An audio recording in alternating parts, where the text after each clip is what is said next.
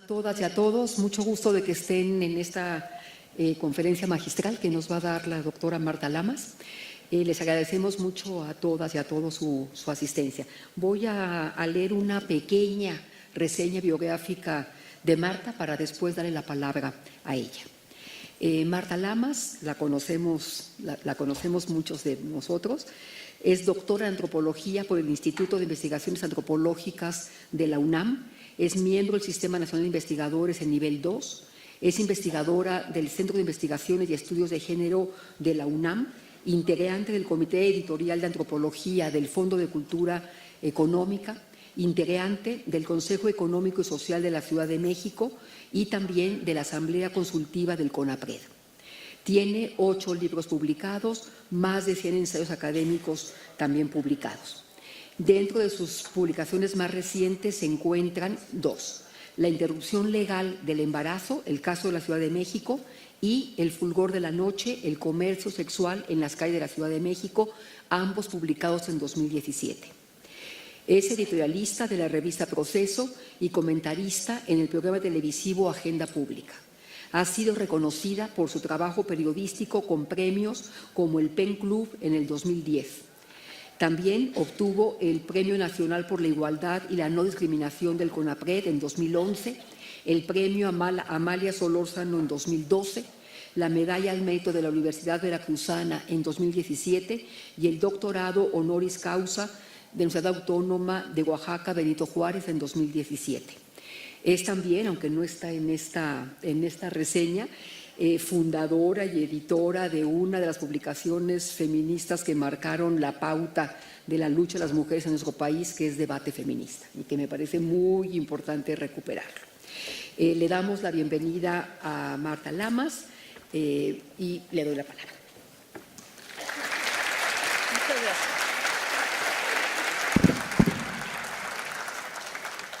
Buenos días. Me da muchísimo gusto estar en este congreso que organizan el Consejo Mexicano de Ciencias Sociales, la Universidad Autónoma de San Luis y el Colegio de San Luis, y festejo que al plantear la relación entre las ciencias sociales y la agenda nacional, hayan abierto un eje sobre estudios de género, feminismos, violencias y temas emergentes. En esta intervención pretendo abordar el tema emergente del acoso sexual, que aunque ha existido siempre, en la actualidad ha emergido acompañado de muy publicitadas controversias mediáticas.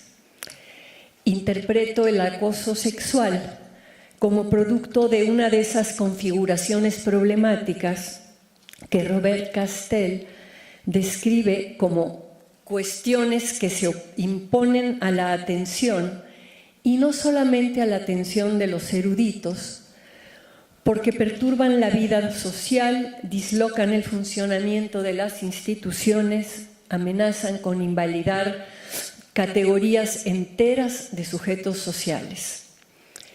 Indudablemente que existe una urgencia ética en enfrentar el acoso en cualquiera de sus formas, pero junto a dicha urgencia existe la imperativa necesidad de estudiar el fenómeno, comprender sus causas y analizar qué está manifestando. Hoy, el proceso por el cual el acoso sexual se ha vuelto la expresión del conflicto que históricamente se ha calificado de la guerra entre los sexos, es un objeto de investigación rico y apasionante para las ciencias sociales, en especial para los estudios de género. Y en esta intervención ofrezco unos cuantos elementos para su análisis y comparto con ustedes mi perspectiva interpretativa. El acoso sexual es una repugnante realidad que viven millones de mujeres en nuestro país. Aunque al hablar de abuso sexual o acoso sexual se piensa en hombres que acosan y abusan a las mujeres, también existen hombres que acosan a otros hombres, mujeres que acosan a hombres y mujeres que acosan a mujeres. Yo limito mi reflexión hoy al acoso de hombres a mujeres y argumento que no todas las denuncias que se hacen de acoso son acoso. Algunas son intercambios tipo quid pro quo, ¿no? Que una cosa es equivalente de la otra, en donde algo se da a cambio. Hoy en día, muchísimas mujeres en sus denuncias de acoso están canalizando el malestar y la indignación que les provocan prácticas machistas, agresivas o discriminatorias. Las consecuencias de calificar cualquier práctica, por desagradable que sea, como acoso, es negativo, porque así se respaldan posturas victimistas y se alienta pánico sexual. La mezcla conceptual y política que se hace de mezclar valientes denuncias con reacciones frívolas o desmesuradas, reacciones que en ocasiones expresan venganzas o resentimientos de otro tipo, debilita el reclamo legítimo y pervierte la lucha contra la violencia sexual. ¿Por qué hoy se habla mucho más que antes de acoso y qué es lo que se dice? ¿Cuáles son los efectos de poder inducidos por lo que se dice de acoso? ¿Qué relación existe entre el discurso hegemónico sobre el acoso y las prácticas cotidianas que se califican de acoso?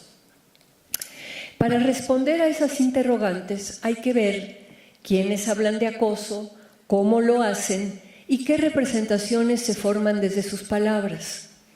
Y aunque hay muchísimo que analizar para entender el discurso actual sobre acoso, yo aquí me voy a limitar a revisar la reacción que suscitó la declaración de un grupo de francesas a raíz de la denuncia enarbolada por el movimiento Me Too, Yo También. Y al explorar algunos contextos y procesos en Estados Unidos y Francia, encontré que la hegemonía en el discurso sobre acoso la tiene la perspectiva interpretativa de las llamadas feministas radicales o dominance feminists. El rotundo papel que han tenido las teorizaciones y el activismo de las feministas estadounidenses ha incidido de forma determinante en otras latitudes, y esto es ejemplo de lo que Bolívar Echevarría calificó de la americanización de la modernidad, o sea, al hecho de que Estados Unidos es quien impone la tendencia principal de desarrollo en el conjunto de la vida económica, social y política. Los antecedentes del surgimiento de la lucha política contra el acoso laboral tiene al activismo feminista estadounidense contra la violencia sexual como su impulsor inicial.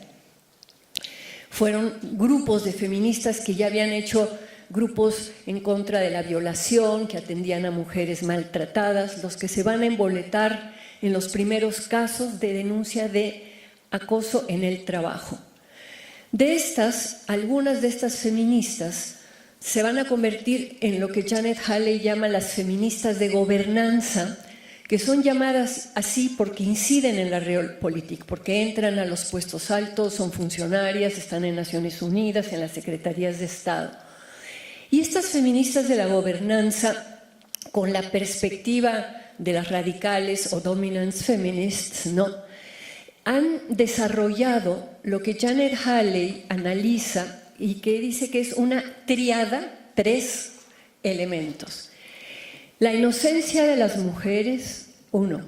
2, el daño que sufren. Y 3, la inmunidad de los hombres. Esta tríada, inocencia, daño e inmunidad, alimenta el mujerismo y el victimismo presentes en el discurso hegemónico sobre acoso sexual, que sale del espacio laboral e ingresa al resto del mundo social.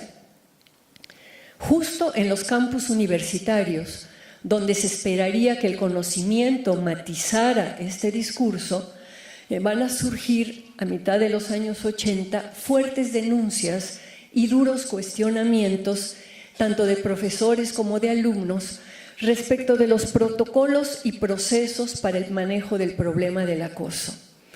Y aunque el debate que se ha suscitado en los campus universitarios es muy rico y es crucial, porque en este debate también se está defendiendo la presunción de inocencia y se está alegando que también hay víctimas de acusaciones falsas o exageradas, por razones de tiempo yo no voy a hablar del caso de las universidades.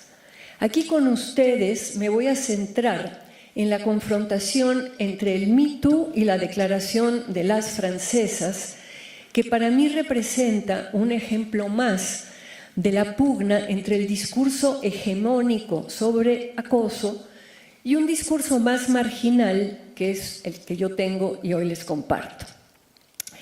Esa confrontación se ha interpretado como la oposición de las valoraciones culturales francesas y estadounidenses respecto a las relaciones entre los hombres y las mujeres. Hace tiempo circula un discurso que representa al viejo mundo, a Europa, historia, experiencia, alta cultura, opuesto al nuevo mundo, América, dinero, frivolidad y ausencia de refinamiento, y que ha promovido estereotipos que ven a Francia como la nación donde se valora la seducción y el juego del amor, y a Estados Unidos como un país donde impera el puritanismo.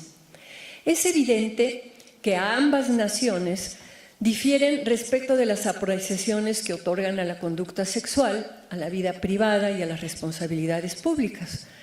Por ejemplo, en Francia el presidente Mitterrand mantuvo una relación extramarital, siendo presidente, bastante larga, donde incluso procreó una hija a la que visitaba, mientras que en Estados Unidos cualquier político que hubiera hecho lo mismo habría sido exhibido como un adúltero y habría tenido que renunciar a su cargo.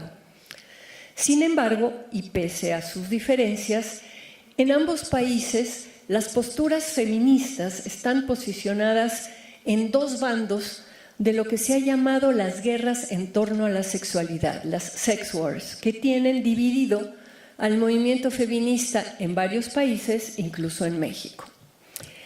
A inicios de octubre del 2017, tras la publicación en el New York Times de un cúmulo de acusaciones de acoso sexual, el magnate de Hollywood, Harvey Weinstein, fue destituido de su propia empresa. Esta fue la chispa que prendió el incendio. Los testimonios de artistas famosas contra Weinstein desencadenaron una avalancha de acusaciones que alcanzó a otros hombres poderosos. El hashtag #MeToo dio voz a mujeres que alegaron haber sufrido acoso sexual, mostró que el acoso es un problema mucho más grande de lo que algunos quieren creer y consiguió que en muchas esferas de la sociedad se lo viera como algo asqueroso que es necesario frenar. Sin embargo, la prensa no publicitó de la misma manera que un día antes de que Alyssa Milano lanzara el hashtag de #MeToo, una periodista francesa, Sandra Müller, lanzó el Balance ton porc, que es denuncia a tu cerdo, instando a las francesas a dar los nombres de sus acosadores. Un mes después, el 25 de noviembre, Emmanuel Macron, el nuevo presidente de Francia, en su discurso del Día de la Lucha contra la Violencia hacia las Mujeres, dijo, cito, «En este año ha ocurrido algo que representa una inmensa liberación de la palabra. Es indispensable que la vergüenza cambie de bando, que los criminales de la vida cotidiana que acosan, injurian, tocan, agreden, jamás sean excusados, sino identificados, vilipendiados, llevados ante la justicia, condenados con toda la firmeza necesaria, sin ninguna complacencia, sin ninguna excusa, porque nos jugamos nuestro pacto republicano y Francia no debe volver a ser un país en el que las mujeres tengan miedo». Ahí cierra la cita. Macron recordó que el problema no se iba a solucionar solo con una ley, habló de la necesidad de hacer cuestiones preventivas, de mucha más educación, y señaló que podía haber un peligro de que se fuera creando un ambiente de sospecha y delación. Otra cita. Lo que mantiene unida a la República es la civilidad, que ciudadanos y ciudadanas puedan mirarse, estar juntos, construir juntos. Y va a finalizar su intervención diciendo: no quiero que caigamos en una sociedad en la que cada relación entre un hombre y una mujer se convierta en sospecha de dominio. No estamos en una sociedad puritana. Así termina su discurso. Con esta última frase, Macron expresó un elemento central de la vieja disputa cultural entre Francia y Estados Unidos: la oposición entre las valoraciones francesas y las estadounidenses respecto a las relaciones entre los hombres y las mujeres. No obstante, ambas naciones hicieron revoluciones que marcarían a todo el mundo con la aspiración de lograr igualdad y libertad. Y sus culturas realmente sí son muy distintas y tanto estadounidenses como franceses lo subrayan todo el tiempo. Por ejemplo, en Francia, cuando en 1992 se da el debate para incluir el hostigamiento sexual en el Código Penal, en Estados Unidos va a ser en 1986 que la Suprema Corte de Justicia plantea que el hostigamiento sexual en el trabajo, cuando hay una relación de jerarquía, es un delito y queda, digamos, ya consagrado. Y 6 años después, en Francia hay un debate y la ministra de Derechos de la Mujer, Véronique Niers, dice que para evitar caer en una situación de represión a la americana, el hostigamiento debe ser tomado como abuso de poder de una autoridad, pero no entre colegas. La ministra comenta en ese evento que en Estados Unidos hasta un guiño de ojo puede ser malinterpretado.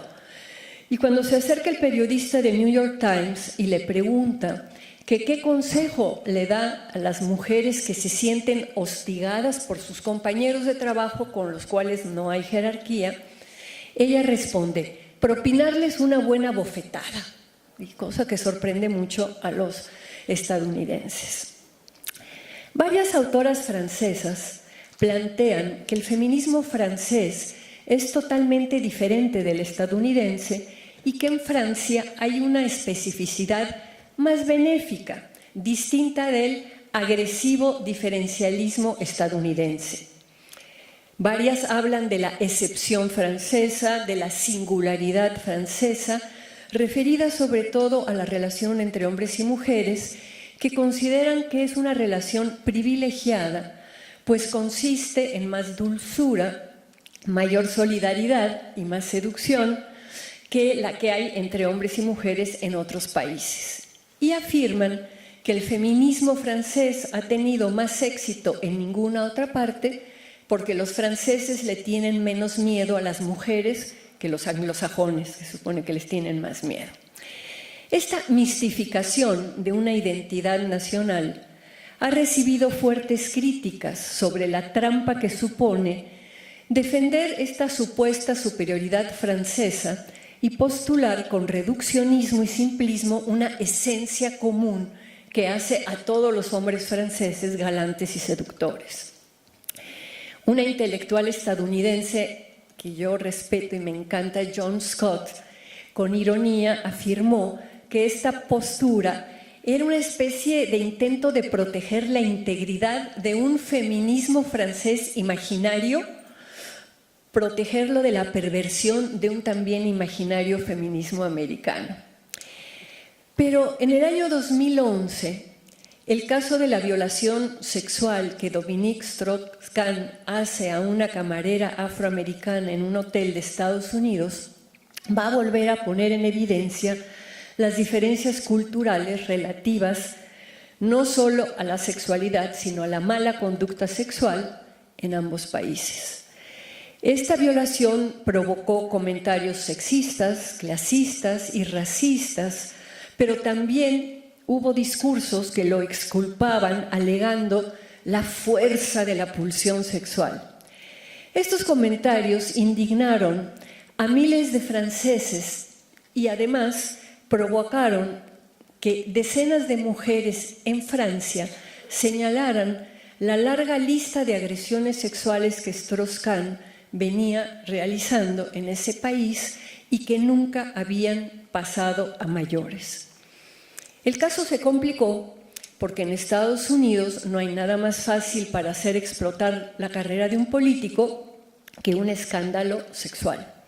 Si el incidente hubiera ocurrido en Francia, Strauss-Kahn habría seguido siendo el candidato mejor situado para la presidencia del Fondo Monetario Internacional y también el mejor candidato para la elección presidencial del 2012. Pero el escándalo mundial lo acabó. Mucha de la opinión pública consideró que se le había tendido una trampa, que le plantaron a la camarera del hotel como parte de un siniestro complot político, y la prensa del momento debatió que lo único que quedaba por aclarar era si se trató de un suicidio político o de un asesinato político. Este caso, que solo es una pieza de este complejo rompecabezas de la disputa cultural Francia y Estados Unidos, lo uso para empezar a darles una idea del contexto de la aparición en el periódico Le Monde el 10 de enero de este año del posicionamiento de 100 escritoras y artistas y psicoanalistas que fue interpretado como un ataque al movimiento Me Too. El documento inicia poniendo en evidencia que todas repudian la violencia sexual, pero también muestra las diferencias internas entre las propias francesas, porque las firmantes no reaccionan de la misma manera ante los requerimientos, las insinuaciones, incluso ante los tocamientos sexuales. El texto inicia puntualizando claramente que el crimen es una violación y el acoso un delito, pero también que quienes suscriben este texto defienden la libertad de importunar, indispensable a la libertad sexual. Y de esta forma, las firmantes distinguen las agresiones sexuales de otros gestos y actos y sostienen que el coqueteo, el ligue, incluso cuando es insistente o torpe, no es un delito y que la galantería no es una agresión machista. También las firmantes dan crédito y valoran la protesta del Me Too y dicen, esto es textual, tras el caso Weinstein, tuvo lugar una toma de conciencia de las violencias sexuales que se ejercen contra las mujeres, sobre todo en el marco profesional, donde algunos hombres abusan de su poder. Era necesario. Termino la cita. Pero van a seguir hablando y más adelante van a decir, nos preocupa que esta liberación de la palabra se revierta en su contrario. Y a continuación van a protestar sobre las campañas de delaciones y de inculpaciones públicas a individuos a quienes, cito, sin que se les permita la posibilidad ni de responder ni de defenderse, han sido colocados en el mismo plano que los agresores sexuales. Se cierra la cita, o sea, sin debido proceso y dando a conocer sus nombres en las denuncias públicas.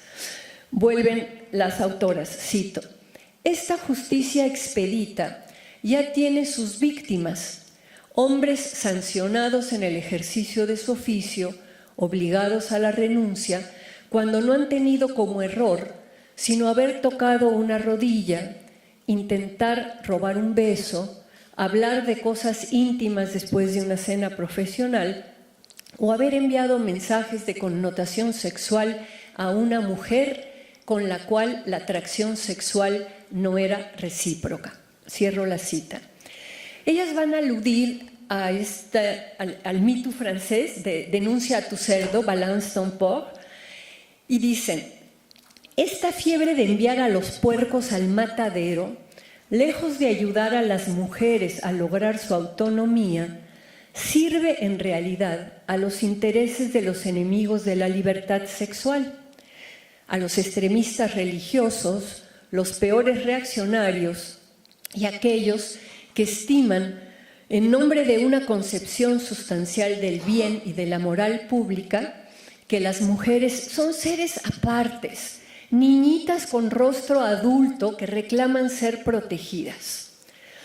Ellas van a criticar muy fuerte este puritanismo y van a argumentar la protección de las mujeres y de su emancipación para encadenarlas mejor a un estatus de víctimas eternas, de pobres cositas bajo el control de demonios falócratas. Cierro la cita. También van a denunciar, vuelvo a abrir la cita, oleada purificadora que no parece conocer ningún límite y que instala un clima de sociedad totalitaria al incluso pretender censurar obras de arte. Yo no voy a meterme en todo lo que ellas dicen de los últimos actos de censura de obras de Balthus, de muchos autores, ¿no? Ellas van a colocar sus palabras en una sección que se llama tribuna, precisamente para debatir, y van a rechazar a lo largo del documento este discurso hegemónico de las dominant feminists que borran la frontera que existe entre el acoso sexual y formas a lo mejor torpes, a lo mejor molestas, de acercamiento, de requerimiento. También las dominant feminists borran la frontera entre la trata y el comercio sexual, que es otro de los temas que me interesan, pero no voy a hablar ahorita de eso. Pocos días después del escándalo, Germaine Greer, un ícono feminista de los años 70, hizo el mismo comentario que años antes había hecho la ministra de los Derechos de la Mujer, Véronique Niers, sobre que las mujeres deben de abofetear al tipo que las molesta. Pero además, Greer puntualizó que lo que el día de hoy introduce una diferencia es si el hombre tiene poder económico, como Harvey Weinstein. Y entonces soltó una bomba y dijo, textual, si abriste las piernas porque él te dijo, sé buena conmigo y te daré un papel en la película, entonces me temo que eso es equivalente a consentimiento y es demasiado tarde para andar gimoteando. Este comentario de Greer puso en evidencia una precisión fundamental. Existe una práctica de quid pro quo, tipo, ¿quieres este papel en la película, este puesto en la fábrica, esta promoción en la oficina? Pues te acuestas conmigo. Este intercambio improcedente, que deberíamos acabar con él, tiene variaciones, algunas más pesadas y otras más leves, pero en todas ellas las mujeres obtienen algo, un papel, un empleo, una promoción. Cuando se denuncia esta práctica laboral, como hicieron muchas de las voces del Me Too, no se visualiza que hay mujeres que al no aceptar el intercambio se quedaron fuera de la película, no consiguieron el empleo o la promoción salarial. ¿Estas también son víctimas? Ahora bien, yo creo que no va a ser fácil acabar con el intercambio de favores sexuales, pues distintos grados de necesidad económica y psíquica llevan a muchísimas personas a realizarlos. Hay una diferencia entre la sexualidad expresiva, o sea, yo cojo contigo porque te me antojas y porque me gustas, y lo que es la sexualidad instrumental, yo cojo contigo porque quiero conseguir algo. Puede ser un salario, puede ser el matrimonio, puede ser un regalo, puede ser un papel en una película. Lo que faltó en las denuncias del Me Too y de Balance Don't Port es el reconocimiento de que varias de las denunciantes obtuvieron algo a cambio. Tal vez una honrosa excepción fue Salma Hayek, que sí especificó más claramente el intercambio y la negociación que tuvo que hacer. Mi pregunta es si las mujeres tienen que acabar con la práctica de usar su capital erótico para conseguir algo. ¿No habría antes, como sociedad, que eliminar la precariedad laboral, ofrecer seguridad social universal, tener otro tipo de sistema social? ¿No tendríamos que estar pensando en un nuevo término que legitime este intercambio instrumental? Duncan Kennedy es un abogado estadounidense de izquierda del grupo de los Critical Legal Studies que analiza desde una perspectiva crítica y lúcida el abuso sexual. Él dice que buena parte del abuso sexual es disciplinario en el sentido que funciona para reforzar las normas sociales del patriarcado.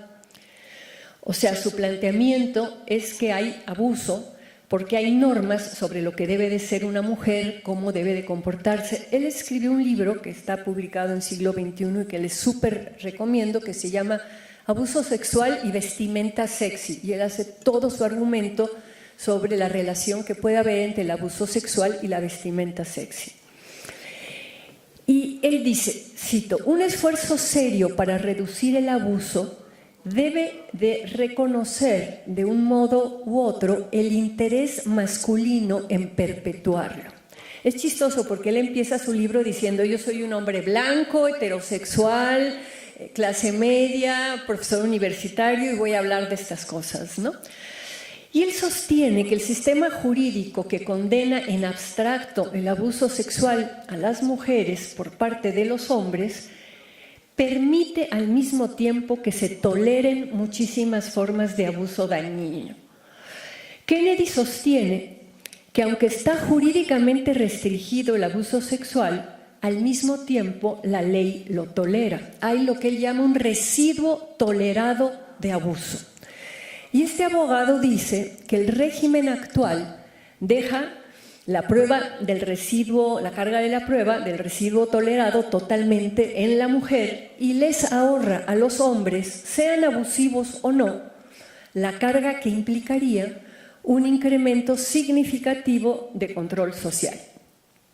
El residuo tolerado de abuso es un factor en la vida de mujeres y de hombres que produce ganancias y pérdidas mucho mayores de lo que se reconoce. El abuso sexual impone estas normas y todas las personas pierden o ganan con las prácticas de abuso, sean o no en los hechos víctimas o abusadores. Además, el abuso sexual produce consecuencias indirectas que se proyectan sobre la conducta cotidiana y sobre la formación de las identidades masculinas y femeninas. Por la existencia del abuso y su residuo tolerado, la mayoría de las mujeres, seamos o no victimizadas, de hecho dejamos de hacer ciertas actividades, tenemos miedo, pasamos un mal rato, cambiamos la ruta de por donde nos vamos, pedimos que nos acompañen. Y todas las mujeres, hayamos sido víctimas o no, tenemos algo que ganar si se eliminara el acoso sexual. Kennedy dice que el acoso está tan extendido que es más que una patología. Él lo llama un elemento constitutivo del orden social, es un elemento estructurante en la construcción de la sexualidad femenina y la masculina. Él hace algo bien interesante, él va a retomar los análisis feministas que hacen las dominance feminists como McKinnon y demás, y parte de esos análisis él los va a meter y, por ejemplo, él va a hablar de que estas feministas tienen razón al señalar que en nuestra cultura existe la erotización de la dominación, o sea, el hecho de que tanto hombres como mujeres nos excitamos con imágenes en las películas, por ejemplo, los productos culturales, en las novelas, en las canciones, con imágenes de dominación masculina sobre las mujeres. Yo que fui troquelada en mi educación sentimental con películas de Pedro Infante y Jorge Negrete, ¿no? Y que venía en el caballo y te agarraba así de la cintura, o sea, toda esa imaginería que no sé hasta dónde las nuevas generaciones la tienen, me reconozco perfecto y de ahí muchos de mis fracasos matrimoniales. Bueno, este Duncan Kennedy dice que aunque el temor de los hombres a ser victimizados, ya que se les apliquen sanciones por cosas pues, que no tenían la intención de acosar, varía de hombre en hombre, persiste un interés grupal en evitar tener que preocuparse por el exceso de implementación. aunque haya muchos hombres que no son acosadores, tampoco le están metiendo muchas ganas a cómo resolvemos el asunto. Pues yo no soy acosador, no es mi problema. Entonces él dice, no, aquí hay aparte un interés grupal. Este interés masculino entra en conflicto directo con el interés de las mujeres en no tener que preocuparse por la posibilidad de ser abusadas. Y Kennedy subraya, si los hombres quisieran dar más protección a las mujeres, entrarían en conflicto entre ellos. Duncan Kennedy señala que la disputa en relación a cómo enfrentar el abuso sexual se da mucho más, la disputa y las contradicciones y las cosas no deben de ser así, entre conservadores y progresistas que entre mujeres y hombres. Y también sostiene que el conflicto de intereses entre mujeres y hombres se profundiza porque hay un control masculino de los procesos legislativos, judiciales y administrativos. Kennedy dice que si las mujeres tuvieran mayor poder en el sistema jurídico, en la interpretación de las normas y en la elucidación de los hechos, habría un incremento en las sanciones, pero, dice, lamentablemente la clase dirigente es masculina. Eso ya también lo sabemos aquí. Concluye su reflexión lamentando que la realidad del abuso de los hombres sobre las mujeres sofoque y desincentive las actividades de la fantasía, el juego, la invención, el experimento. Y se pregunta si será posible que hombres y mujeres heterosexuales vivan su sexualidad y sientan placer dentro del régimen actual sin colaborar con la opresión que esto significa. Y sí, yo comparto con él esta idea de que todas las personas deberíamos de tener un interés erótico en reducir el abuso porque seríamos más libres sexualmente. Ahora bien, el discurso hegemónico feminista que está circulando mediáticamente ¿favorece o dificulta esta propuesta de Kennedy? Al principio señalé que la urgencia ética en enfrentar el acoso sexual en cualquiera de sus formas es una necesidad, pero también dije que junto a dicha urgencia existe la imperativa necesidad de comprender sus causas y de interpretar correctamente lo que el discurso hegemónico está manifestando y produciendo. Las investigaciones y teorizaciones de las ciencias sociales podrían aportar una comprensión más certera sobre qué es acoso. La narrativa dominante simplifica las complejidades y ambigüedades de las relaciones humanas y oscurece los demás elementos, la clase social, la condición étnica, la edad, que juegan en los desafortunados encontronazos que se llaman acoso. Al borrar esas importantes distinciones, dicho discurso desplaza problemas del campo social, como la violencia económica, al campo de la sexualidad. Y esto es una grave equivocación, no solo analítica, sino política. En este sentido, la denuncia generalizada de acoso que hoy escuchamos se ha vuelto un comodín para aludir a una problemática social mucho más compleja y preocupante.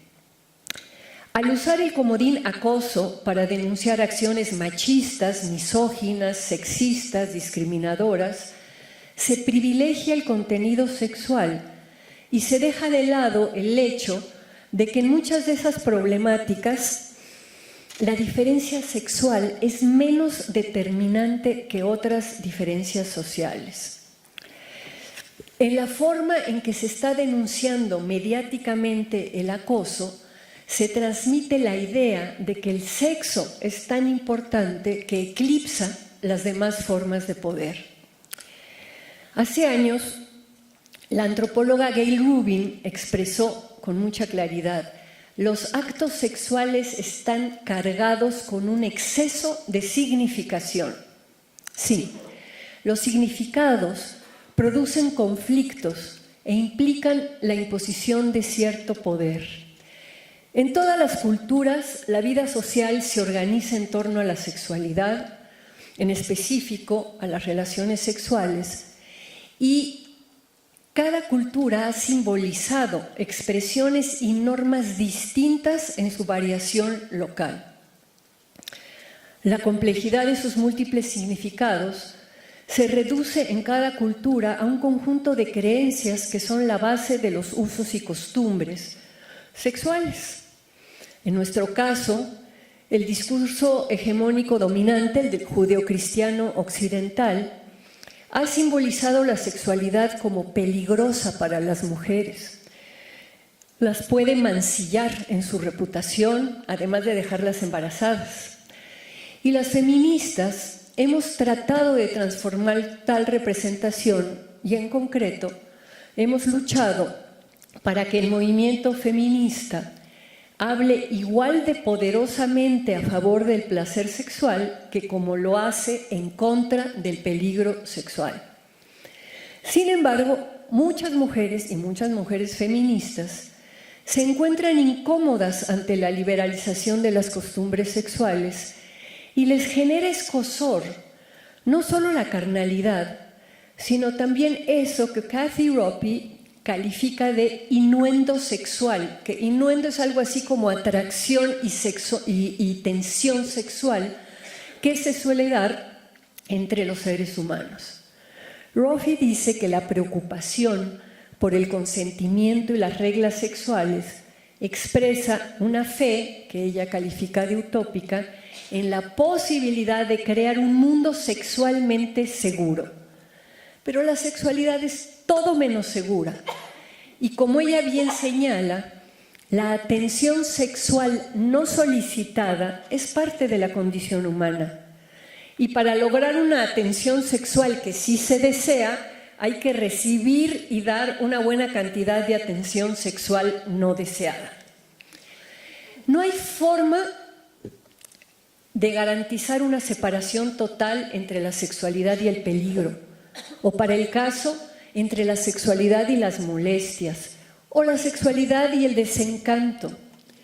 Siempre ha existido una conflictividad inherente a la sexualidad humana que Freud calificó el malestar en la cultura y que consiste, en palabras de Freud, cito, en el irremediable antagonismo entre las exigencias pulsionales y las restricciones impuestas por la cultura. Cierro la cita. Yo amo a Freud y corresponde a él el mérito de haber interpretado la sexualidad humana en términos mucho más amplios de lo que comúnmente se entiende por sexual. Por ejemplo, al plantear que infinidad de los actos cotidianos que hacemos están motivados sexualmente, aunque las personas no nos demos cuenta de ello. Para mí sería indispensable recordar el pensamiento de Freud, traerlo hoy a las cosas que nos preocupan, pero como señala Russell Jacoby, hay un olvido del psicoanálisis en la actualidad, es una tendencia cultural general. Jacoby va a analizar la dinámica sociopolítica a la que califica de amnesia social, que elimina la memoria y que dificulta comprender lo que nos está pasando. Hay otros autores que visualizan dicha dinámica como resultado del individualismo, Beck, Lyotard, y del narcisismo, Lasch, o sea, hay muchísimos de los posmodernos, ¿no?, que lo ven como esta fase del capitalismo neoliberal y sobre todo de los procesos de comunicación alentados por estas conexiones globalizadas del Internet. Entre la amnesia social y el individualismo, el discurso hegemónico sobre el acoso que circula además mucho en las redes sociales, funciona como un dispositivo cuya eficacia retórica refuerza el paradigma victimista. Ya Carlos Monsiváis decía que el victimismo es la pretensión de centrar toda la identidad en la condición de víctima. Ahora, sin duda hay muchas mujeres que son víctimas y sin duda hay riesgos que mayoritariamente afrontan las mujeres. Pero también es cierto que hay mujeres victimarias y que hay hombres víctimas, aunque el discurso social dificulte visualizar el panorama completo. Y lo grave del victimismo es que desgasta la exigencia legítima de reparación, pues persiste todo el tiempo en el lamento y en la exigencia. El victimismo que articula el discurso mediático sobre el acoso es lo que Foucault nombra los efectos de poder.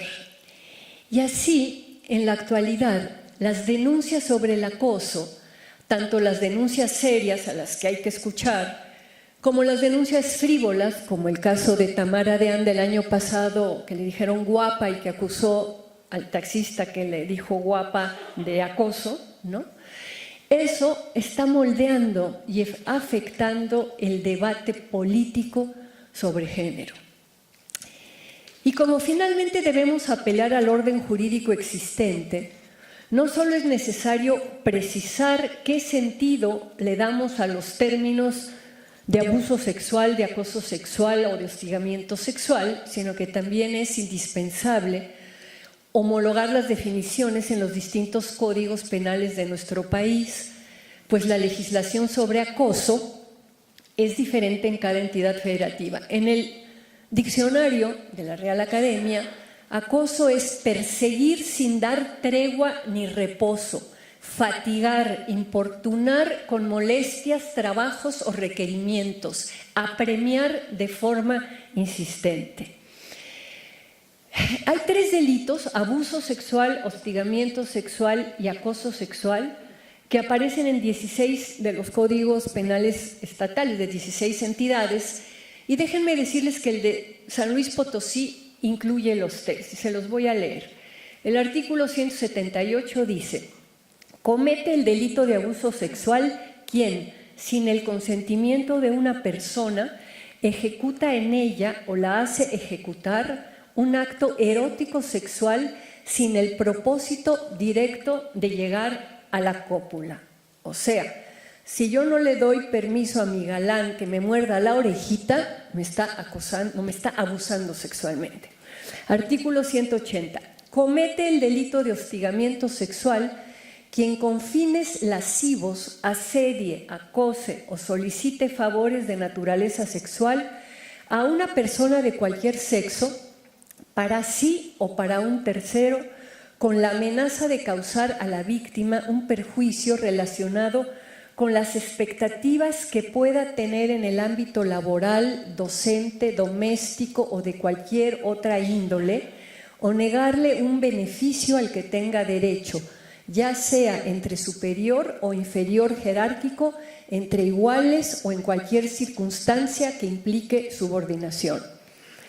Artículo 181. Comete el delito de acoso sexual quien en ejercicio abusivo de poder que conlleve a un estado de indefensión y riesgo para la víctima, la asedie, acose o le demande actos de naturaleza sexual con fines lascivos, independientemente de que se realice en uno o en varios eventos.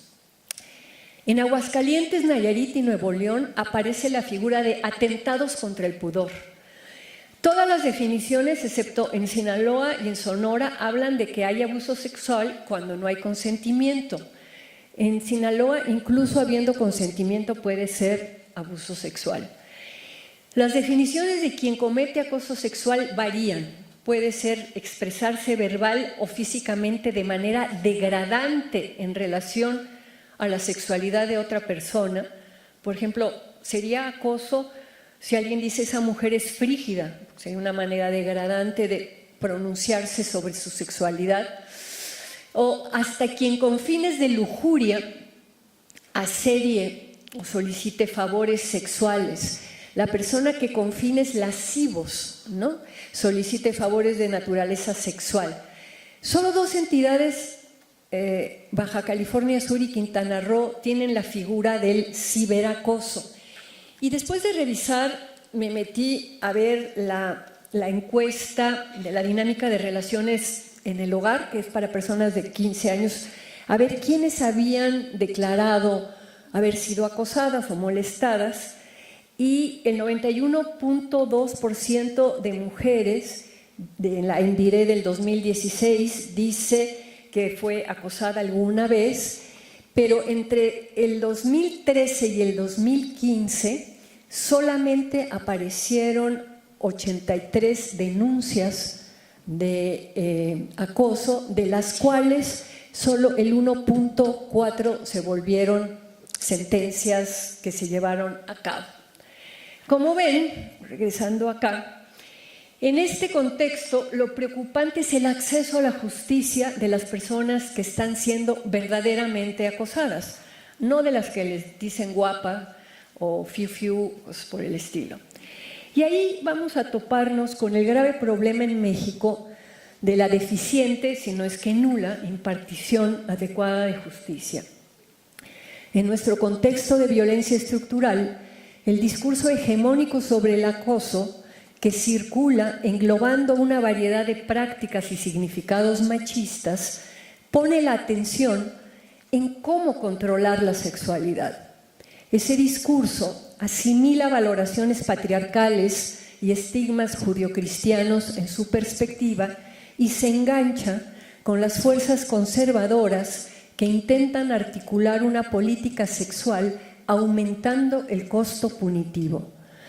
Desde esta interpretación reduccionista sobre acoso se determina el repertorio de la acción política y la propuesta que ha emergido con fuerza es la de un aparato punitivo que se sobreponga a las conductas sexuales.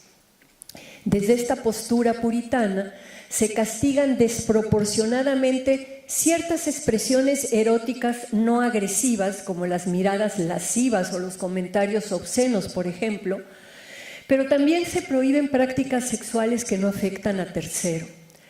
Todo se mezcla y se representa a la sexualidad como un vector de peligro, degradación y opresión. Personas bien intencionadas, preocupadas por el indudable aumento de la violencia sexual, respaldan cuestiones absurdas, dan pie a persecuciones mediáticas y también a abusos jurídicos. La amnesia social también lleva a olvidar el triunfo civilizatorio que significa para todas las personas, para todos nosotros, la presunción de inocencia y el debido proceso. Y este esquema punitivo provoca una respuesta individual negativa. Pues si hay reglas, hay menos responsabilidad personal. Y aquí, hablando de responsabilidad, y ya para ir cerrando, yo me preguntaba, ¿cuál es la responsabilidad de los científicos sociales? Robert Castell subraya que desde las ciencias sociales, todo trabajo digno de ese nombre es una tentativa de respuesta a una demanda social. Eso fue cita. Y él define demanda social, cita, como el sistema de expectativas de la sociedad respecto de los problemas cotidianos que actualmente la solicitan. Y subraya que tales demandas pueden ser formulaciones del sentido común, del discurso hegemónico, y por lo cual hay que desconstruirlas y analizarlas. Ustedes saben muy bien que un discurso no es un texto, sino, como ha señalado Foucault, es una estructura histórica, social e institucionalmente específica de enunciados, categorías, creencias y términos.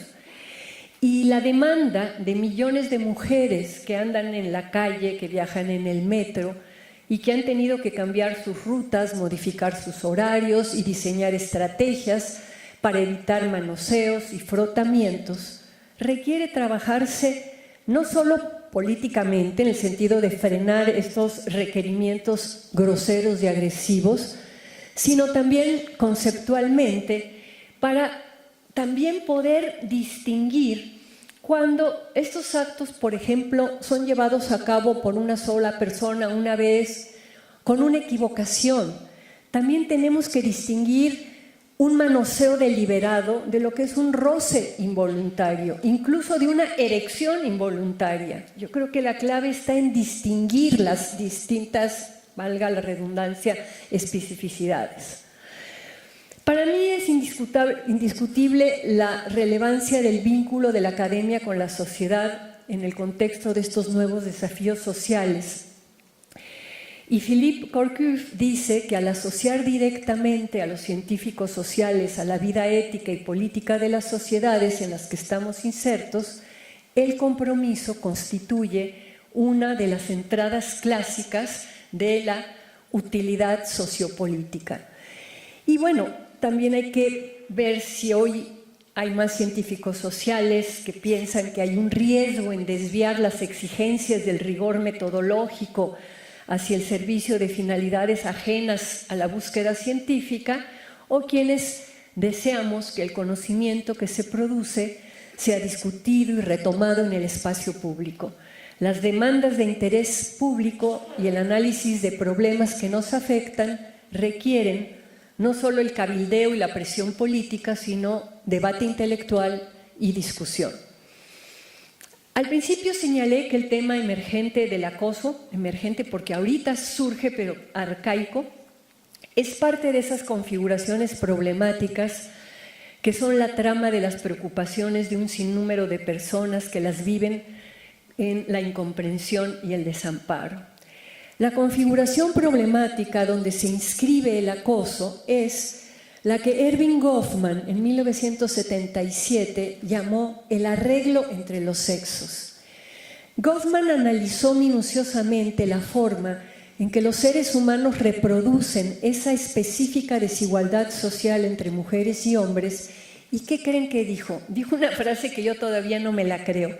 ¿Se acuerdan que Marx había dicho que la religión era el opio del pueblo? Pues Goffman va a decir que el género, no la religión, es el opio del pueblo. Si quieren les paso la cita a la feminista que de repente la quiera volver a usar. Bourdieu nos ha señalado atinadamente que todos los seres humanos estamos troquelados por los hábitos de nuestra cultura, por lo que no nos resulta fácil cuestionar nuestras simbolizaciones culturales. Tomamos los mandatos de género de la feminidad y de la masculinidad como cuestiones naturales y se nos dificulta comprender cómo las ideas sobre lo propio de los hombres y lo propio de las mujeres son una configuración problemática que provoca dolores, conflictos y resentimientos. La sexualidad, con sus requerimientos, sus infidelidades, sus desencantos, sus desencuentros, sigue siendo un tema difícil para las mujeres, para los hombres, para las mujeres con las mujeres, para los hombres con los hombres. Y lamentablemente hoy también los hombres se sienten víctimas de las mujeres.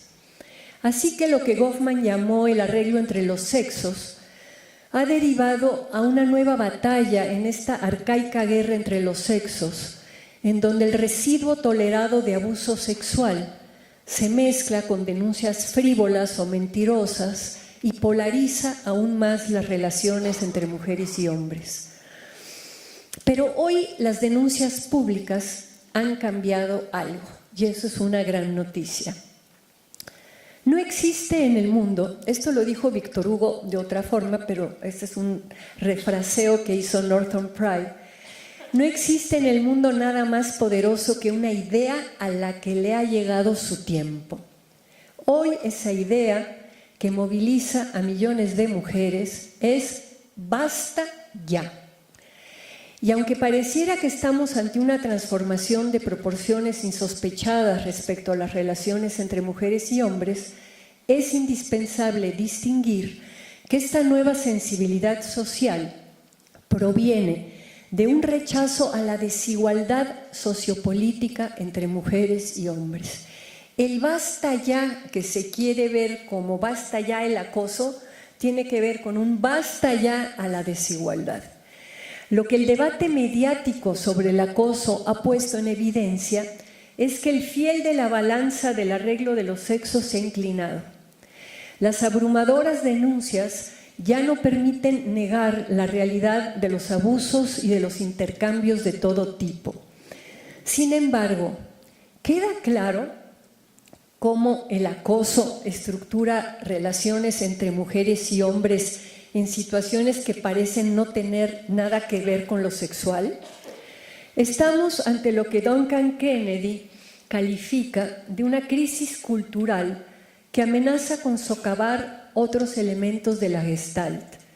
Hay varios autores que la llaman la crisis civilizatoria. Y aquí viene la pregunta leninista de ¿qué hacer? Yo no sé qué hacer. Me resulta mucho más sencillo decir qué no hacer a decir qué hacer. La reproducción de la desigualdad entre mujeres y hombres, que tiene una dinámica material y una dinámica simbólica, se ha abordado por la política neoliberal con la perspectiva hacia las mujeres de que son víctimas que deben ser protegidas.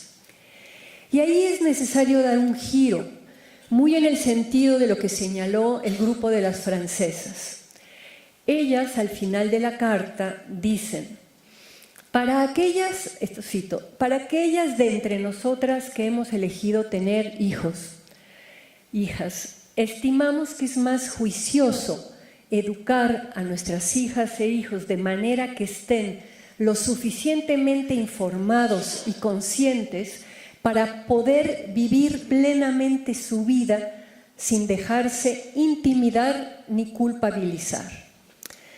Ahí hay un punto de lo que se puede hacer: enseñarles a las jovencitas y jovencitos a no dejarse intimidar ni culpabilizar, fortalecerlos en una aspiración de autonomía sexual responsable. Esto implica ampliar la educación sexual, construcción de ciudadanía, aspectos de igualdad en los que no me voy a meter y que todos ustedes ya conocen. Pero un último señalamiento.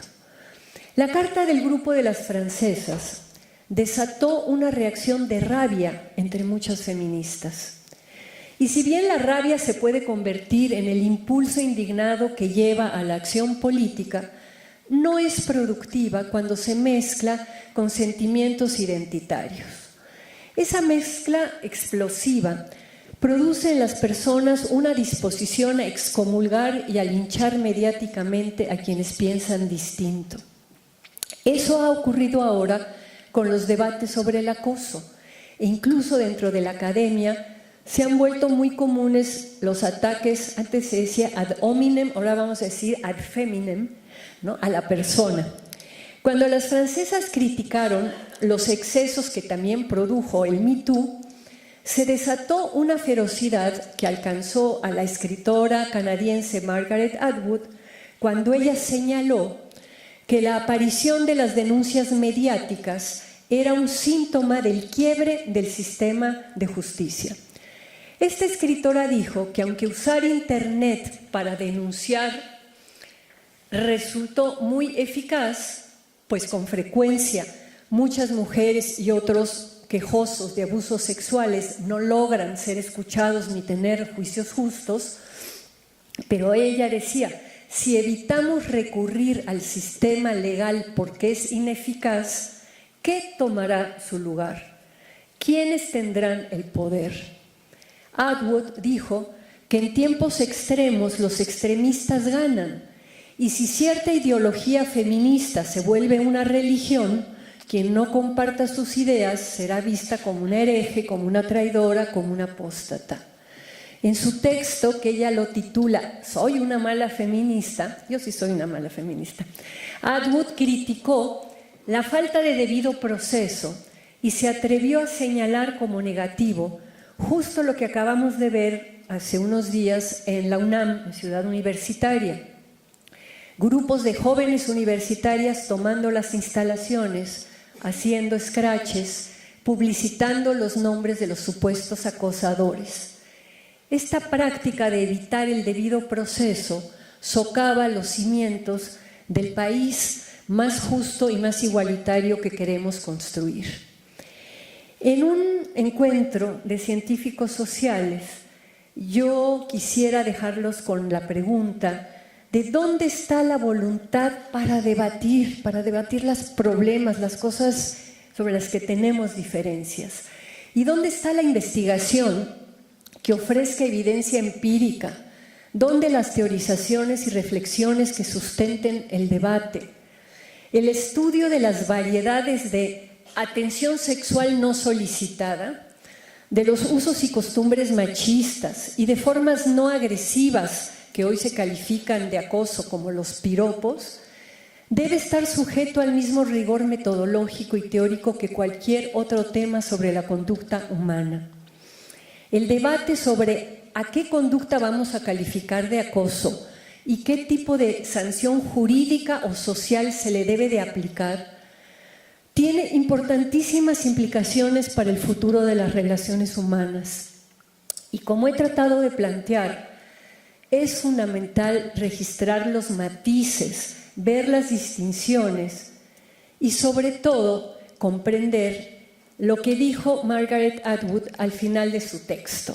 Y dijo, cito, «Una guerra entre mujeres es siempre placentera a aquellos que no desean el bien de las mujeres. Este es un momento muy importante. Tengo la esperanza que no lo desperdiciemos». Cierra la cita de Atwood y yo también comparto esa esperanza.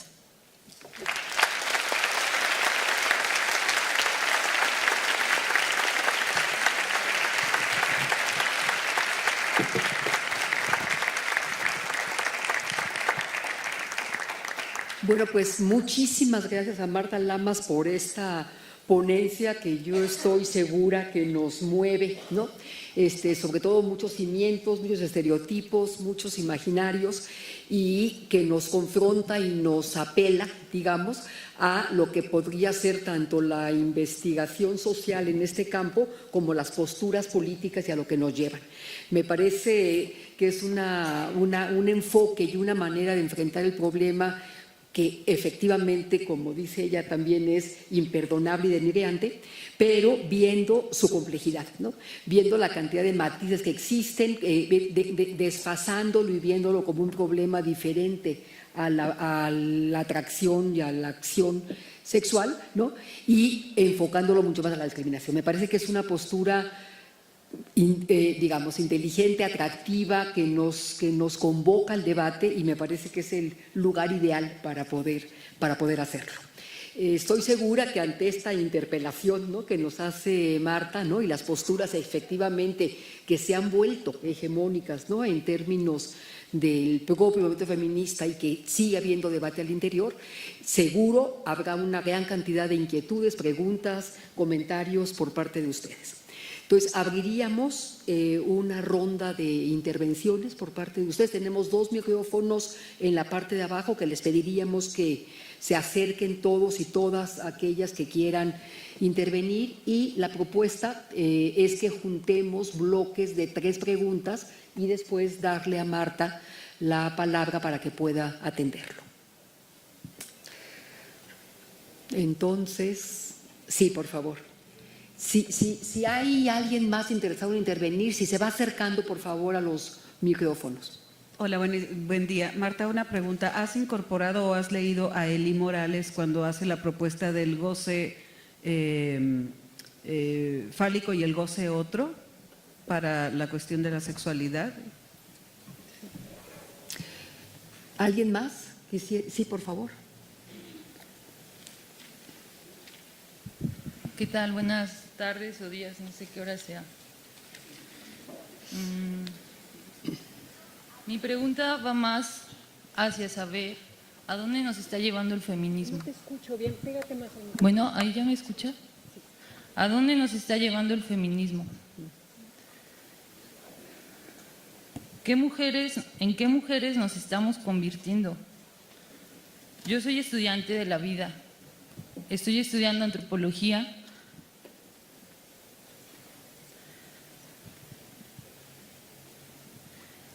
Y me pregunto qué está pasando en realidad con las mujeres que saben latín. Me preocupa y me importa saber de las mujeres que se entregan al amor, al hombre, al estudio y también a Dios. Las mujeres que son olvidadas por las mismas mujeres. Las que deciden perdonar no para liberar, sino para liberarse. Las que al dar se despojan de ellas mismas para entregarse. ¿Qué hemos entendido por mujeres, las mismas mujeres? Yo soy hija de la chingada. Por amor me he entregado, y no solamente sexualmente. Encontré la razón de ser en el dar, en el perdón. Y encuentro la vida, y encontré la vida en eso. Yo busco a las mujeres que son la verdad y la vida, y no solo un vasto currículo. Yo soy la que no pide nada porque su riqueza no es material. Yo busco a las que no se empoderan porque entienden que ellas son el poder. Yo soy la que busca y ama a sus amigas. Yo soy la que todos quieren, pero pocos entienden. Yo soy la que lame las heridas, sus heridas, y es capaz de lamer la del otro, de la del que no sabe hacerlo. Yo soy la que, como muchas, ven en el dolor y en la sangre un símbolo de regeneración, de conocimiento inagotable. La mujer no se puede perder en definirse porque su complejidad la limita, su complejidad la rebasa, perdón. Yo le aplaudo a la que baja de su poder mediático y sabe que la entrega es la pérdida y la pérdida es la orilla al encuentro con ella, con ellas mismas, con ellos mismos.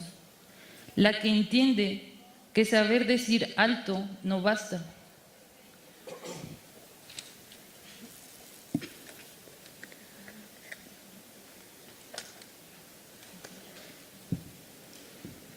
No se habla de la niña que a los 8 años decidió guardar un secreto para que su mamá y sus tías, sus abuelas no lloraran, para que su papá, lleno de dolor y de odio, no lo matara, no matara a ese agresor que también fue víctima de hombres que abusan de poder. Gracias.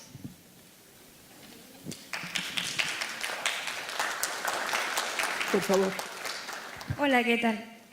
Mi pregunta es como más directa y solo quiero como...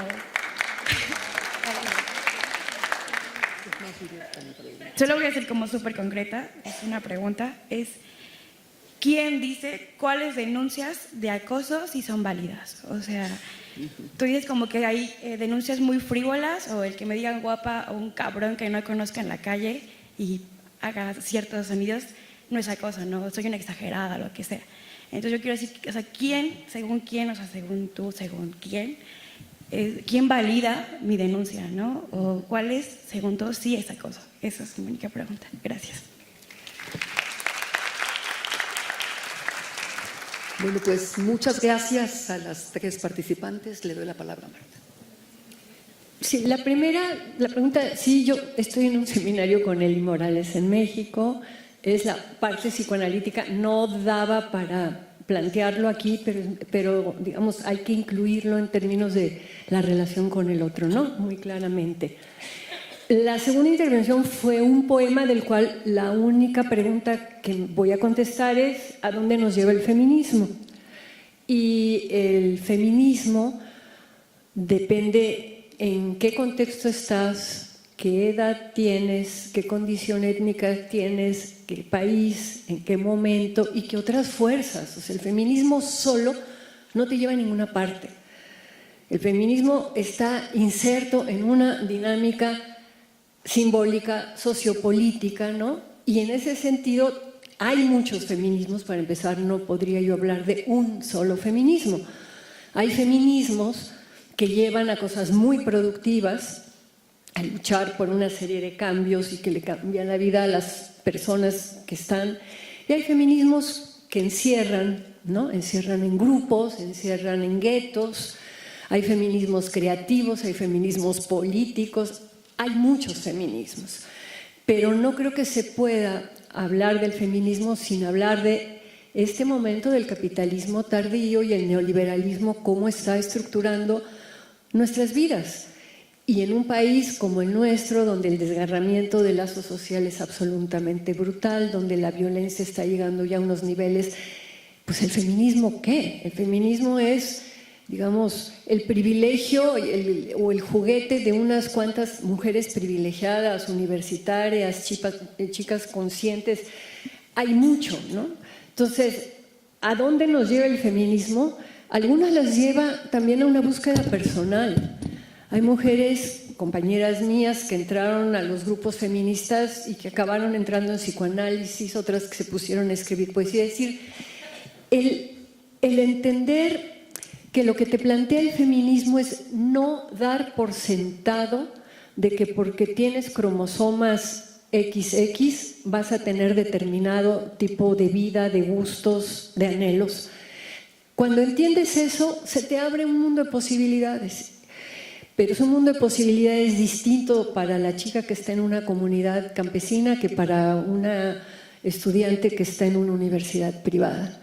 De todas maneras, la pregunta que arranca con el feminismo de ¿qué onda yo ser mujer y por qué siendo mujer me pasan cosas que a lo mejor no le pasan a mis hermanos o a mis compañeros o a los hombres que están alrededor de mí?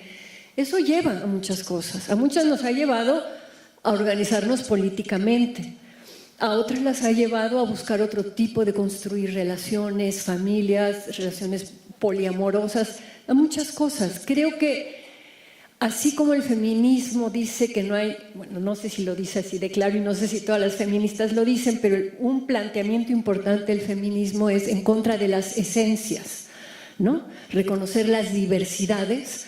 En ese sentido, el feminismo a donde te puede llevar es a una diversidad de lugares y va a depender de dónde estabas tú, qué querías, ¿no? En la vida, para que cuando te llegó la idea del feminismo, pues hayas encauzado tu energía vital para ciertas cosas. Por lo demás, digamos, como te aplaudió el auditorio, creo que leíste un poema muy bello y me resulta a mí muy difícil argumentarle a un poema, es decir, me gusta escucharlo, pero no puedo argumentarlo, ¿no?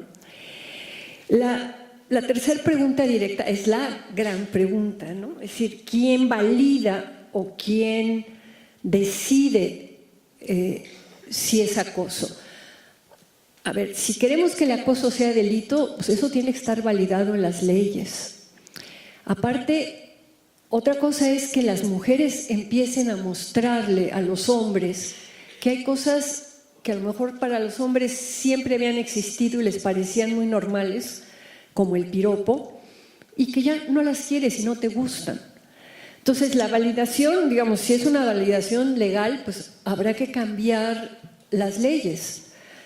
Y si es una cuestión de uso y costumbre cultural, ¿no? Pues ahí sí tienen que cambiar las culturas. A mí me parece que la propia subjetividad no puede ser la medida del cambio. Así, me sentí violada con tu mirada, te voy a acusar de violación. No, pues perdóname, aunque te hayas sentido violada con mi mirada, pues eso no es violación, ¿no? Entonces, yo intenté, no sé si lo logré, transmitir que el enojo, el basta ya ahorita de las mujeres, tiene que ver con el machismo, con la prepotencia, con la desigualdad, más que con la mirada lasciva o el piropo o el chiflido, pero que se está usando porque con respecto a la sexualidad hay toda esta doble moral de que pues a las mujeres no pueden tener las mismas libertades sexuales que tienen los hombres, porque las mujeres estamos divididas en decentes y putas para empezar, ¿verdad? Y a las mujeres nos pueden ofender y mancillar cuestiones sexuales que a los hombres no. Los hombres pueden poner en una oficina un calendario de mujeres encueradas, nosotras no podemos poner en la oficina un calendario de hombres encuerados. Digo, las que somos heterosexuales, probablemente las lesbianas sí puedan poner uno de mujeres encueradas y los compañeros ni se enteren, ¿no? Pero bueno, no, o sea, yo creo que va a haber cosas que se van a tener que cambiar en el día a día y en la confrontación, y esto no me gusta. Pero también me parece que hay barbaridades. Yo contaba ayer en la comida cuando llegué, les contaba que estoy leyendo un libro en donde cuentan que el premio Nobel de Biología, que se llama Tim Hunt, le hicieron en Inglaterra una encuesta, una entrevista en su laboratorio, en donde él trabajó en el equipo que ganó el premio Nobel. Fue un equipo de 3 o 4 personas.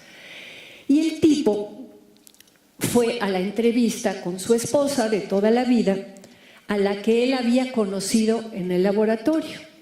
Cuando el entrevistador le dice a Tim Hunt, bueno, pero dígame, ¿qué cosas maravillosas pasan en este laboratorio? ¿Por qué este laboratorio es tan importante? Él se voltea a ver a su esposa y le va, para hacerle un chiste, dice, no, pues en este laboratorio las mujeres vienen a buscar marido. Bueno, lo corrieron de la universidad por el chiste. O sea, las feministas no tenemos sentido del humor, para empezar, ¿no? En general, ¿no? Y eso es una barbaridad, de la misma barbaridad que en la época en que las universidades en Estados Unidos hubo este pánico sexual de que todo era acoso y toda era violación, las autoridades en Princeton decían, si tú sientes que fuiste acosada, probablemente fuiste acosada, que es como dejar en la subjetividad todo. Y lo que empezaron a ver fueron muchísimos casos de arrepentimientos de chavas que se iban a una fiesta, se emborrachaban y se acostaban con un cuate y 2 días después veían al cuate ya sin estar borrachas y decían, híjole, qué horror, ¿cómo me acosté con él? No, es que abusó de mí, es que violó. Entonces empezó a haber, digamos, una mezcla de cosas. Yo sí creo que hay cuestiones que hay que distinguir. Un piropo es distinto de una grosería es distinta de un tocamiento es distinto, además de un manoseo así fuertísimo, y un manoseo de una violación, y una violación de una violación tumultuaria. Ahorita en los códigos penales, excepto el piropo, todo está, hasta las groserías están incluidas en distintos códigos penales. Entonces las miradas lascivas, digo, que te miren lascivamente y ¿qué? Te volteas para el otro lado. Digo, no sé, como que veo un nivel de eso, de esta como intolerancia a un acto, cuando la verdadera intolerancia es al machismo y a la situación de desigualdad. Y se está usando el acoso como el significante de algo mucho más grande que tiene que ver con esta configuración problemática de la desigualdad entre hombres y mujeres. Entonces queremos la batalla por la desigualdad, peleándonos por el acoso, en vez de pelearnos, por ejemplo, por el tema del cuidado, ¿no? Y por cambiar las reglas laborales y el tema de lo público. Eso me parece un desperdicio de energía impresionante, y además que le hace el juego a los grupos puritanos que sí están muy preocupados por la liberación sexual y que están muy preocupados porque las mujeres tengan relaciones sexuales amplias. Entonces a mí me llama mucho la atención y me sorprendió, y yo me metí en este tema justamente a partir del Me Too y la Carta de las Francesas, que la carta, cuando la lees toda la carta no está diciendo que la violación no existe ni que el acoso no existe. Lo que está diciendo es bájenle un poquito. Tal vez el tipo que se te frota en el metro, en vez de decir, ¡ah, qué horror! Es un falócrata, decir, es un miserable sexual, pobrecito, qué jodido que su placer sexual sea venirse a frotar a tu lado, pues, ¿no? Qué mal estamos como sociedad en ese sentido. Entonces, a mí el llamado de la Carta de las Francesas me pareció súper interesante, el hecho de decir, tenemos que fortalecer a los jóvenes a que sean no culpabilizados, a que estén informados, ¿no? Y yo sí sueño, como hace Duncan Kennedy, en que si se acabaran estas agresiones sexuales, el nivel de fantasía y de poderte tú ligar a alguien sin que te vean como eres una puta o una zorra porque te quisiste ligar a no sé quién, o porque quisiste poner un calendario de hombres encuerados en tu oficina, ¿verdad? Digo, a mí me encantan los encuerados, ¿no? Pero las feministas se ponen histéricas si hay calendarios de encueradas. ¿Qué es lo que nos diferencia? ¿Lo encuerado o la situación de poder? ¿No? ese tema de que si las mujeres nos objetualizan, ¿no? Bueno, y si nosotras objetualizáramos a los hombres, o sea, yo estoy como en otro canal, además, claro, yo ya voy de salida, yo ya estoy tercera edad totalmente, entonces entiendo que en México, además yo soy mujer privilegiada, que en la Ciudad de México ando manejando mi cochecito y no ando en la calle y en el metro, pero cuando era joven y me decían cosas en la calle me daban risa, porque como soy muy flaca, cuando usaba yo minifalda, me decía, una vez estaba yo parada en la escuela de antropología y pasó un señor y me dijo, chichicuilotita. Ay, se me hizo genial que me dijera chichicuilotita. Digo, no me ofenden los piropos, ya no me dicen piropos, pero no me ofenden. Me acuerdo de los que me decían, ¿no? Y me decían popotitos y me decían cosas así. Entonces, eso, no perder el sentido del humor, distinguir cuando hay un piropo divertido a cuando hay una grosería asquerosa, darte cuenta cuando alguien lo hizo con mala intención, a que cuando se... Digo, será que yo crecí entre hombres, tengo hijo hombre, hermano hombres, primos hombres, entonces también sé que de repente a los hombres se les para sin que con la cabeza digan párate, sino que se les sube la erección, digamos, ¿no? Es decir, entonces, ¿qué es lo que vamos a castigar? Yo creo que vamos a castigar las acciones deliberadamente jodidas. Eso es lo que se tiene que castigar. Y que hay que prevenir muchas cosas y que hay que cambiar las reglas de juego entre hombres y mujeres. Y sí hacerle sentir a los hombres, pues no digas groserías, no digas pendejadas, no manosees, mejor trata de otras cosas. Entonces, les decía yo en el texto, frente al qué hacer, se me ocurren más cosas no hacer. No mandar a un taxista porque dijo guapa a pagar una multa de 800 pesos que no pudo pagar y que lo metieron unas horas allí. Yo creo que además allí hubo un tema de clase social también. Si en vez de un taxista chaparro y moreno hubiera sido un muchacho alto y güero que hubiera dicho guapa, quién sabe si la chava lo hubiera acusado de acoso. O sea, tenemos que tener la mirada interseccional y darnos cuenta de cómo las cosas nos joden también según el contexto y la situación. Yo creo que es absolutamente improcedente que un profesor diga, pues quieres mejorar tu calificación, sal conmigo. Eso sí me parece que no es acoso, que eso es una cosa improcedente. Acoso sería si lo hiciera persistentemente durante un tiempo, ¿no? Me parece que es acoso la obrera en la fábrica que el capataz pasa todos los días y le da la repasada en las nalgas, ¿verdad? Y la chava no puede decirle nada, ni puede salirse del trabajo porque no hay fácil conseguir otros empleos, y eso sí es acoso porque es una conducta persistente. Entonces, hay actos jodidos individuales que yo no los llamaría acoso, que son insinuaciones improcedentes cuando hay una relación jerárquica de un maestro o de un jefe y que hay que pararlos, ¿no? O el maestro que dice, pues las que vengan con minifalda y se sienten adelante tienen un punto más. Lo dice una sola vez. Eso no es acoso, pero es absolutamente improcedente y hay que acabar con eso. Y creo que hay que hablar. Creo que lo que dijo Macron de que el Me Too liberó la palabra y por eso hay que aplaudir al Me Too y hay que decir qué bueno, pero acabamos de ver Sofía Niño de Rivera que dice que Ricardo Rocha la acosó en una entrevista porque le tocó el hombro. La entrevista está grabada.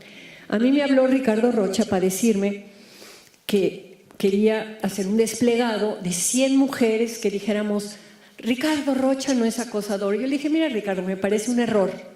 Yo firmo tu desplegado porque no eres un acosador, pero lo que tendrías que hacer es ponerle una demanda por difamación a Sofía Niño de Rivera, porque que te pongan la mano así en una entrevista no es acoso. Que no te gustó es otra cosa, pero entonces lo dices claramente, Ricardo, no me toques, no me gusta que me toquen. Ok, no te toco, pero hay hombres cariñosos. Ok, ya vamos a volver las relaciones personales de que ya ningún hombre puede abrazar a una mujer o tocar a una mujer. Habrá algunas que no les guste, que lo digan. A mí sí me gusta, yo soy androfílica, ¿qué le voy a hacer? Pero Ricardo Rocha, digamos, para mí se equivocó en sacar un desplegado que yo firmé en vez de poner una denuncia por difamación. Porque si hubiera puesto una denuncia por difamación, entonces también hay modas mediáticas. Sale Carla Sousa diciendo que la violó un hombre Y a los pocos días Carmen Aristegui empieza a sacar denuncias y Sabina Berman se equivoca y denuncia que la acosó un cuate que además es un cuate gay. Y luego dice, no, es que me equivoqué de nombre. Bueno, pues tampoco te acosó tanto como para que no te des cuenta si te acosó o no te acosó. Entonces, entendamos el acoso como un signo de protesta, sí. Definamos qué conductas tienen que estar legisladas dentro del Código Penal. A mí, por ejemplo, me parece una idiotez que las miradas lascivas estén adentro del Código Penal. ¿Cómo vas a castigar a alguien por una pinche mirada? Digo, me parece de locos. Y me parece que tiene que ver con una concepción decimonónica de que una mujer, si la miran lascivamente, le están mancillando, ¿verdad? Le están... O sea, no. Creo que los tocamientos no, eso sí tiene que estar muy reglamentado. Pero sí creo que las palabras y las miradas también tienen que ver con la libertad de expresión. O sea, aquí con la discusión de acoso no solamente se está hablando de lo sexual, también se están hablando de otras libertades. Entonces, ya me extendí mucho en la tercera, pero es que era la pregunta de quién denuncia, quién decide si es acoso lo que voy a denunciar.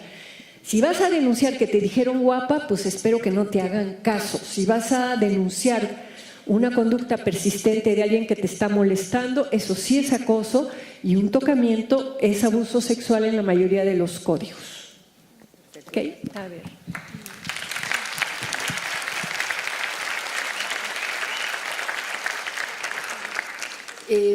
Bueno, tenemos 3 preguntas más, serían las últimas, porque si no, si el tiempo nos rebasa. Entonces, por favor, en este orden, o sea, las compañeras. Muchas y después gracias. tú, por favor. Muchas gracias. Estuvo súper interesante. Muchas cosas que discutir. Primero, la pregunta es si está disponible su ponencia, no sé, en la página o algo así. Y va mi pregunta. Bueno, yo coincido totalmente que es súper peligroso denunciar anónimamente o en Internet, y que eso inclusive nos quita ese poder de volver a mirar y decir, pues, quítate de ahí, ¿no? O no me gustó, y también nos quita el poder de sí usar el sistema jurídico pues deficiente, pero pues hay que acudir a él. Tuvimos un caso, vivo en Chiapas, soy de Alemania, pero vivo desde hace 15 años en Chiapas, y hubo un caso en San Cristóbal de un compañero mío que fue acusado de violencia sexual, y toda la discusión se dio en Internet, y yo no me meto a Facebook para no contaminar mi mente con tanta porquería, porque realmente fue muy asqueroso, pero pues a las amigas sí nos llegaron pues las cosas, y el chavo también quiso platicar del asunto, y era increíblemente difícil discernirlo porque todo era en Internet, era fulanito había dicho y luego otras que también dijeron no, yo sí también lo conozco, y entonces hizo como pues un embarrado muy sucio y muy difícil, y quitándole a él también el poder de realmente pues defenderse y hablar del asunto. Entonces yo sí estoy muy de acuerdo en que no es una muy buena manera de denunciar. Sin embargo, la cita de Margaret Atwood creo que viene de un contexto canadiense, donde ella dice hay que usar el sistema jurídico. Ahora, en Chiapas el sistema jurídico en casos de violencia sexual es, creo que ya lo sabe, ¿no? Es absolutamente pues infame, ineficiente, vuelve a victimizar a la víctima, etc. Entonces, ¿qué hacer? Yo estuve a cargo de voluntarias alemanas que estuvieron haciendo su servicio en Chiapas, y yo siempre les pasó mucho, ¿no? Venían de Alemania, no conocían el contexto y les pasó muchísimo acoso sexual, hasta violaciones hubo. Entonces yo siempre les recomendé ir con una abogada feminista, junto con ella deliberar si quieren usar el sistema penal o no, y en muchos casos no lo usaron. Pero bueno, ¿qué hacer, no? ¿Qué hacer en estos casos donde el sistema jurídico es tan deficiente que no nos queda otra cosa? Y tampoco no irnos al anonimato y a las paredes de las universidades donde denunciamos anónimamente. Eso, y pues me parece súper importante también lo que aclaraste con que la cosa es el significante de algo muchísimo más grande, y que es como una batalla de sombras, ¿no? Y que no estamos mirando realmente dónde está el problema de la violencia, tanto la física como la estructural, y que el acoso y toda la discusión alrededor de él nos quita un poco la mirada. Inclusive cuando dijiste que es como una estrategia del sistema neoliberal, de volver a victimizar las mujeres y ponerlos en una situación pues, necesitada de protección, pues eso realmente nos quita el poder y es muy contraproducente. Entonces agradezco muchísimo esta aclaración en esta discusión tan compleja. Sí, sí, sí. Bueno, buenas tardes. Mi pregunta es, ¿cuál ha sido la participación masculina en el movimiento feminista en México? Y desde tu punto de vista, ¿cómo debería ser esta participación? Porque, bueno, he visto que en ocasiones se desvaloriza o se rechaza la participación de los hombres en el movimiento. Me viene a la mente la agresión a Genaro Villamil en la marcha en la Ciudad de México. Entonces, esa es mi pregunta. Hola, buenas tardes. Primero que nada, gracias por la ponencia, gracias por estar aquí, gracias por todas tus aportaciones en los últimos años. Y mi pregunta es, ¿qué recomendaciones puedes hacer a estudiantes o a investigadoras que actualmente están abordando diferentes temas de las ciencias sociales, pero desde una perspectiva de género?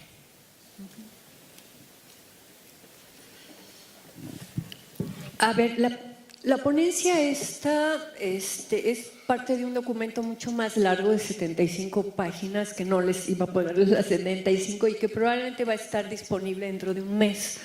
En todo caso, en el momento en que esté disponible yo se lo voy a mandar a Comexo, a Jorge Cadena Roa, para que la gente que esté interesada pueda tener acceso. Bueno, el tema de Chiapas es un tema evidentemente muy grave. Y además también ahí es distinto, es decir, aunque el sistema jurídico sea pésimo, pues una violación es una violación. Siempre en el tema de sexual harassment, de hostigamiento sexual o de acoso sexual, son los temas más difíciles de dirimir en términos jurídicos, porque suele ser la palabra de uno contra la palabra de otro. Es muy importante llevar registro, porque un registro sí permite al grupo o a la institución, si se ve que, bueno, que tal profesor o tal supervisor hostiga o acosa, aunque no se pueda hacer nada con ese caso, cuando luego es otra mujer que denuncia y otra mujer que denuncia y se empieza a encontrar una pauta de funcionamiento de esa persona, entonces es posible proceder. Es muy complicado, creo que además el tema en Chiapas lo hace todavía más complicado, pero sí llevar registros y sí ver, digamos, los pocos aliados que puede haber. A lo mejor un aliado no está en el sistema jurídico, pero sí está, no sé, en la Comisión de Derechos Humanos. Sí, hay que buscar alternativas. En todo caso, digo, ahorita no me voy a extender mucho porque quiero contestar las otras dos, pero igual podemos estar en comunicación a ver que la gente de la universidad, los grupos feministas que existen, etcétera. Sobre la participación masculina en los feminismos, pues es que hay grupos feministas que sí aceptan la participación y otros que no. Y los hombres tendrán que hacer sus propios grupos feministas. Cuando yo entré al feminismo hace 47 años, a mí no me gustaba que los hombres vinieran a las asambleas. Yo decía, nada más mujeres, porque llevábamos mucho tiempo sin reunirnos solo mujeres. Después de que ya llevaba yo 20 años nada más reuniéndome con mujeres, ya empecé a extrañar a los hombres, entonces ¡ay, que vengan los hombres! O sea, hay momentos para todo. Lo que no está bien es, digamos, la insistencia como de que hubiera una regla de que tienen que aceptar a hombres. No, no. Cada grupo que se junte como puede. Y en una marcha feminista, organizada por feministas, las que van en la descubierta son las organizaciones feministas. Genaro Villamil se despistó porque es periodista, se metió a reportear, las chavas lo interpretaron mal y hubo un conflicto. A mí, el año pasado, que me hicieron un homenaje, mis amigos feministas hombres, que tengo varios, eso se interpretó como que la UNAM había organizado un encuentro de feminismo solo con hombres, y en las redes me lincharon y me hicieron puré. Pero yo creo que hay espacios para todo. Yo soy de las que creo que tiene que haber cantinas solo para mujeres, cantinas solo para hombres y cantinas mixtas. Y hay veces que quieres ir con tus amigas nada más, y hay veces quieres ir con tus amigos, y a los hombres les ha de pasar igual. A veces quieren ir solo los hombres o quieren ir con mujeres. Entonces, creo que la flexibilidad y no buscar una regla de la participación de los hombres en el feminismo, no, a ver, tu participación concreta, a ver, ¿a dónde pegas tu chicle? Si conoces un grupo de chavas que te aceptan, si tú mismo organizas un grupo de estudio. Yo digo que los hombres tendrían que empezar a pensar más en hacer sus grupos de hombres, que en tratar de entrar con lecturas feministas y con un espíritu feminista, y ya luego de un tiempo ver si entran en los movimientos feministas.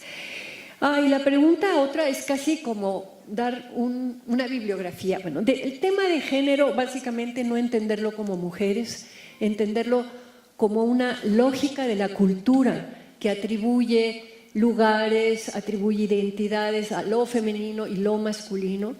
Creo que hay, para mí, el tema más importante políticamente en este momento en los estudios de género es por qué las mujeres siguen pensando que ellas son las que se pueden ocupar mejor de los hijos. O sea, una madre cuando recién tiene una criatura, entre regresar a trabajar, a poderse quedar más meses con la criatura y que a lo mejor el compañero o la compañera se quede con ella. Es decir, ¿qué nos pasa en términos de la subjetividad? El psiquismo, eso es lo que me tiene muy intrigada a mí últimamente. No sé si con eso te contesto la pregunta. En todo caso, también cambiemos correos electrónicos y si se me ocurre alguna bibliografía así que yo diga, wow, vamos a ver eso. Yo en este momento, como estoy en mi tratar de romper mi amnesia social y releyendo a los clásicos, y estoy enamorada de Freud, pues no sé si soy la mejor persona para recomendar lecturas ahorita. Bien.